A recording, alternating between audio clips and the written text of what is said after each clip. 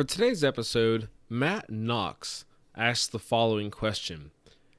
I am new to TIG, and if I have a budget of $2,000 to $2,500, would you 1. Buy a $2,500 machine, or 2. Buy a $1,000 machine and 5 or 6 different size torches? Well, let's see where this one goes.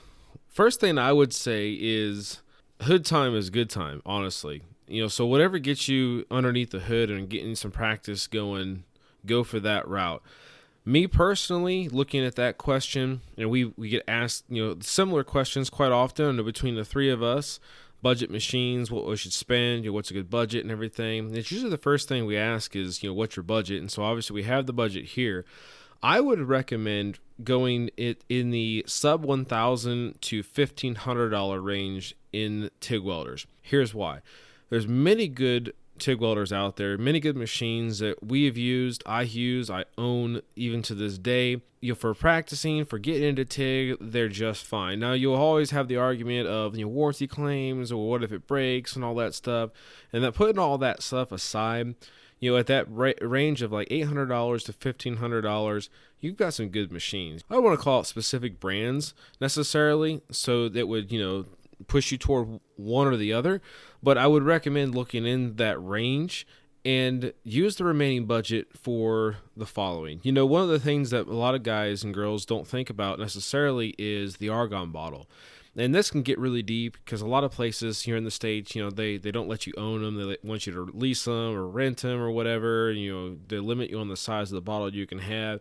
Point is, keep in mind how much argon you're going to be going through. If you're learning TIG, you pick up that $800 to $1,500 machine, you're going to have argon. So one thing is you might grab multiple bottles, maybe 2 bottles, so that you can swap out easier.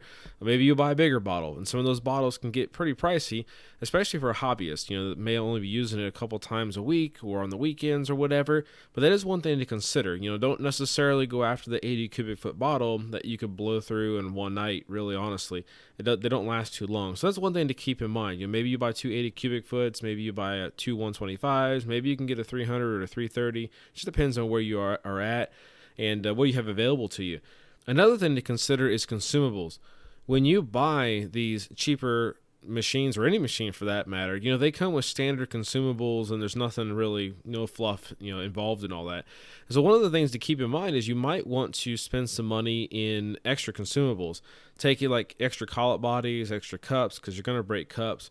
Maybe eventually, once you get you some hood time in, you can get you some of the gas lenses, maybe a Stubby gas lens kit that like Jody sells on the weldmonger.com website, and different things like that to have extra laying around. Definitely extra tungsten. You're definitely going to be going through tungsten unless you're a whole lot better than I was when I started. You're going to be using up a lot of tungsten. So that's another thing you can use some of that budget for. Another thing to think about is practice material. Whether or not you go to the scrapyard or you just have an abundance of scrap material laying around, or you want to buy coupons, off the internet, that is a good way to use some of that budget up. Instead of blowing all $2,500 of your budget, again, you spend, a little over half of that, and you've basically got $1,000 left to fund some of this extra stuff. And so practice material is going to be a key to getting your arc time in. You want to sit there and you want to weld and you want to weld and you want to weld. And so again, these are just some of the small things that I have seen in the past where people overlook. They're like, oh, well, I can buy this $800 machine. They only have $1,000 budget.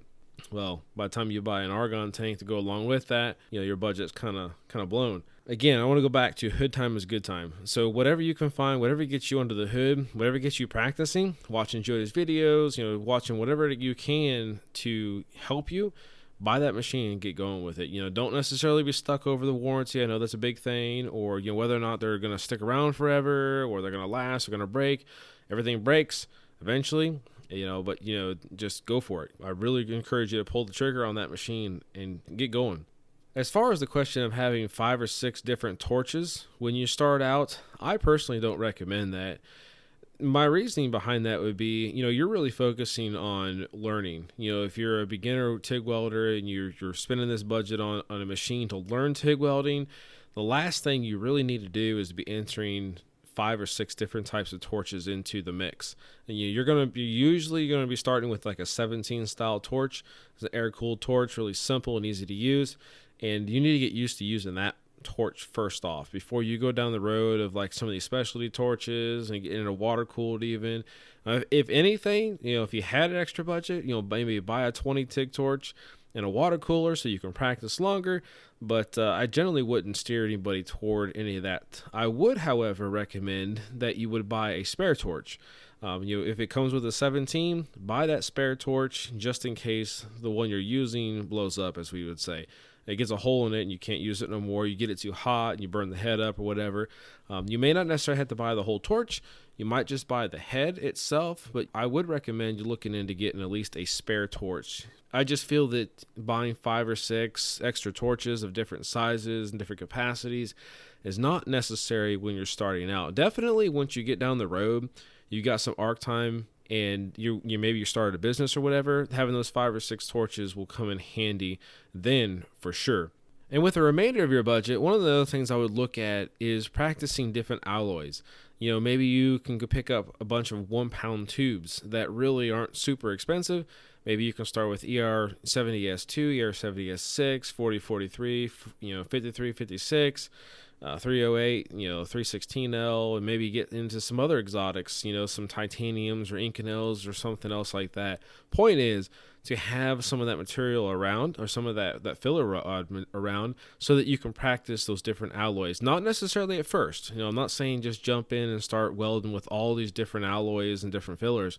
But if you have that kind of a budget and you've got $1,000 to spend on all this stuff, definitely spend a little bit of money getting different types of filler in, because you're going to come across a lot of different things as time goes on.